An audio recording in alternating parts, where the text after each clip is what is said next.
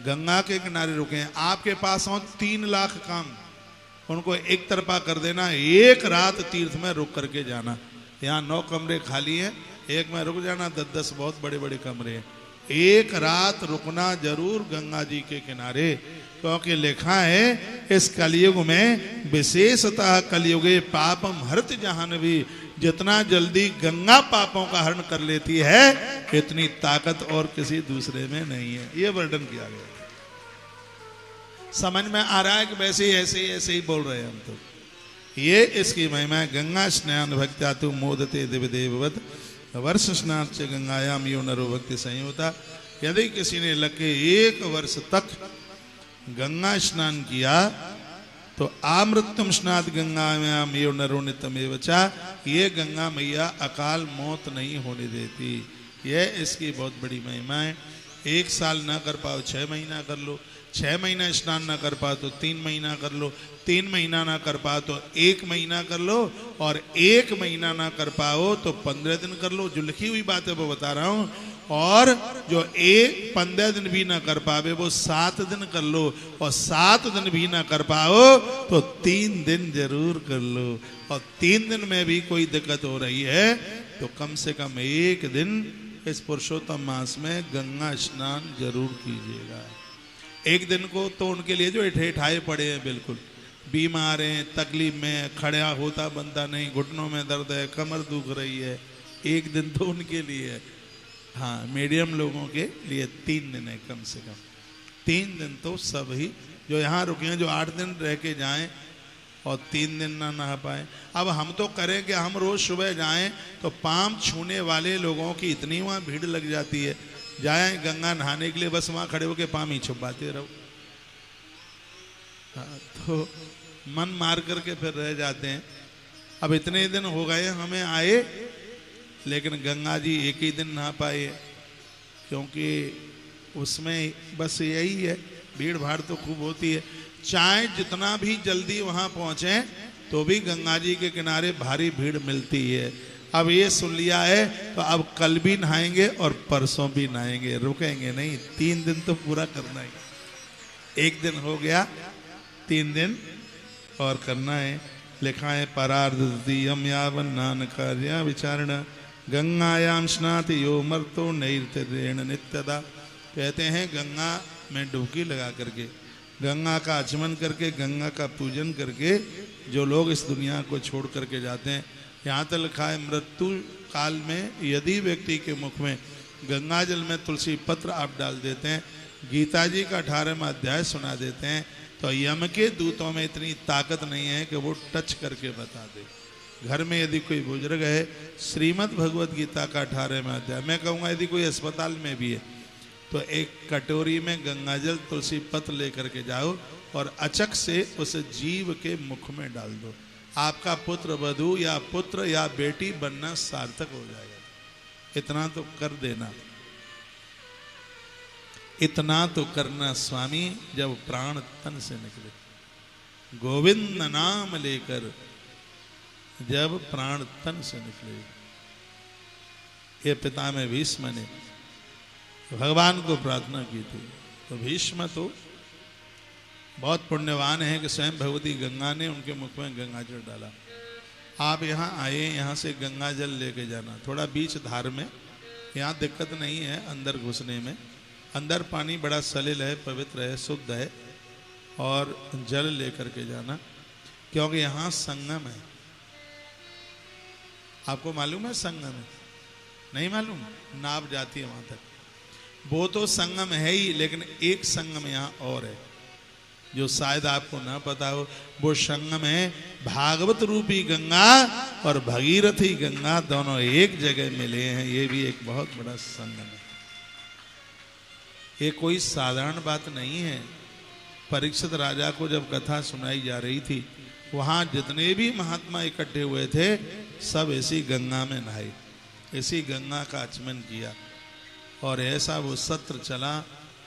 168 घंटे तक जो कथा चली, साधारण बात तो थी नहीं वो।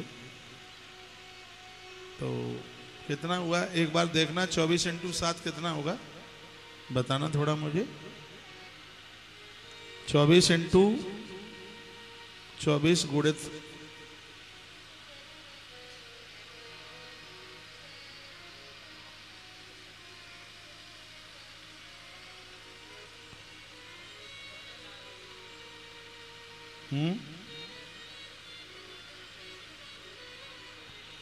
168 ही होगा ना। 24 इंटू 7 168।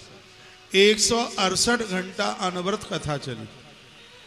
कोई बाथरूम के लिए, भोजन के लिए कोई खड़ा ही नहीं हुआ। और आनंद की बात और सुन लीजिएगा, इतना बड़ा चमत्कार हुआ, 168 घंटे तक कोई खड़ा नहीं हुआ। स्वयं माता भगवती गंगा स्वयं चल करके आई, रोज लोगों को नहला करके जा रही थी। क्यों? साधक को तो नित्य स्नान करता है ना। तो 168 घंटे तक किसी ने अपना आसन नहीं तोड़ा। ये गंगा मैया की लहर आई, सबको एक बार पानी में डुबाकर चोटी तक चली गई। लोग टस से मस नहीं हुए। पूरे ब्रह्मांड की इकलौती जगह, इस जगह को साधारण नहीं समझिए। हम और आप यहाँ भगवत कृपा से, भागवत महारानी की कृपा से यहाँ आगमन हुआ है। इसमें भैया अपनी कोई ताकत नहीं थी। मैं कहूँगा बच्चों का फोन फान आवे तो भी कह देना महाराज जी ने मना कर दिया बेटा, अब हम 7 तारीख तक तो नहीं आएंगे। यज्ञ की पूर्णाहुति करके परीक्षित का मोक्ष और 11वें स्कंद की कथा सुन करके ही आएंगे। यहाँ एक गांव में है, यहाँ पर हाँ, मोरेना गांव है। यहाँ कहीं क्या नाम है उसका? मोरना है ना, यहाँ कहीं आसपास है। वो पेड़ आज भी है। तक्षक नाग ने, देवी भागवत में कथा दी है उसकी, तक्षक नाग ने फण मार करके सुखा दिया, आग कर दिया, जल गया था बिल्कुल। वहां एक महात्मा आ रहे थे परीक्षित को बचाने के लिए। तक्षक से मुलाकात हुई। तक्षक ब्राह्मण भेष बनाए हुए था। तो तक्षक ने उस महात्मा को पूछा कहां जा रहे हो? कहा आज सांप राजा को डसेगा, मैं अपनी मंत्र शक्ति के द्वारा राजा को जीवित कर दूंगा, इसलिए मैं गंगा किनारे जा रहा हूं। तक्षक ने कहा तुम ऐसा नहीं कर पाओगे। क्यों नहीं कर पाऊंगा? सामने पीपल का पेड़ था। उसने कहा कि मैं इसको जलाए देता हूं, यदि तुम इसको पुनः हरा भरा कर दो तो मैं मान लूंगा कि तुम परीक्षित को बचा लोगे।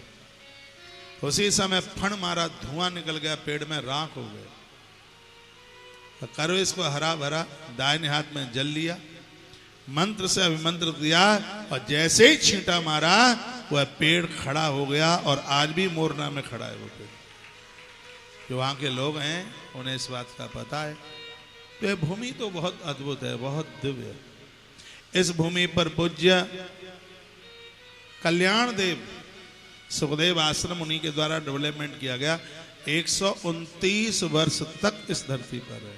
आज हमने वहां दर्शन किया है। वृक्ष दुनिया के इतिहास में ऐसा दूसरा नहीं है। 5125 वर्ष पुराना वो पेड़ है। इसमें कभी जटाएं नहीं आती, इसका कभी पतझड़ नहीं होता। आप यहां तक आए, इस स्थान का जरूर आप दर्शन कीजिए। सुखदेव भगवान ने इनको स्वप्न दिया था रात्रि में, और इन्हें यह कहा था कि यह भूमि वो है। मैंने परीक्षित राजा को कथा सुनाई। तो आज बाबा कल्याण देव जी की वो खोज, उनकी वो शोध, ये महाभारत कालीन ये स्थान है जहां हम और आप बैठे। माँ गंगा भगवती और श्रीमद् भागवत कथा का यहाँ पर मिलन हुआ है, यहाँ पर संगम हुआ है। ऐसी धरती पर हम यहाँ पहुंचे हैं। यहाँ की एक कथा 1 लाख कथा से कम नहीं है। इतनी बड़ी महिमा सुख तीर्थ की, सुख ताल की है। गंगायाम स्नात योग मर्तो निरंतरेण नित्यदा। जो गंगा नहा करके मौत को प्राप्त होते हैं, जीवन मुक्त सचात्रैव मृतो विष्णु पदम ब्रजेत, वो मरने के बाद भगवान नारायण के धाम में जाते हैं। सायकाले सदगुणः अनंतम शिव सन्निधौ। यहाँ कहा गया कि सुबह स्नान करो तो विष्णु की पूजा करो, और शाम को स्नान करो तो महादेव की पूजा जरूर करो। सुबह भी शंकर जी की पूजा कर लेंगे तो रिजेक्शन नहीं है, लेकिन कहा गया है कि गंगा ऐसी है जो हरि और हर से मिलाती। प्रातः स्नान करके प्रातः स्नान करके भगवान नारायण को जरूर पूजो और संध्या को स्नान करके महादेव की पूजा जरूर करो। यह 44 नंबर का अध्याय, ये इसका नाम है बृहद नारदीय पुराण। इसमें यह वर्णित किया गया, कहा गया है कि जो सुबह गंगा नहाकर विष्णु को पूजेगा, संसार की किसी वस्तु की कमी नहीं रहेगी, परमात्मा के चरणों में मन लगेगा।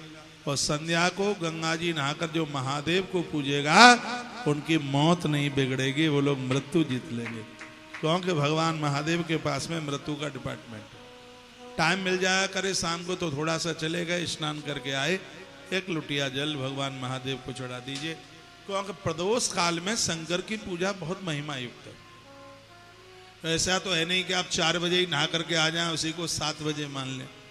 हाँ, संध्या का सूर्य अस्तांचल की तरफ चला गया हो, उस समय स्नान करके 1 लोटा पानी प्रदोष काल के समय में, प्रदोष का समय होता है सूर्य अस्त होने से 45 मिनट पहले और सूर्य अस्त के 45 मिनट बाद तक, लगभग 1 घंटा 24 मिनट से लेकर 1.5 घंटे तक का ये टाइम है, ये समय प्रदोष काल का। यदि किसी ने प्रदोष काल में भगवान महादेव को पूज लिया है तो यमराज की ताकत नहीं है कि उस भक्त को वो टच करके बता दे, उसे लेने के लिए उसे महादेव से परमिशन मांगनी पड़ेगी, ऐसा लिंग पुराण के अंतर्गत लिखा। मैं आपको इस समय नारदीय पुराण से बातें कर रहा हूँ। इसमें वर्णन किया गया सायं काले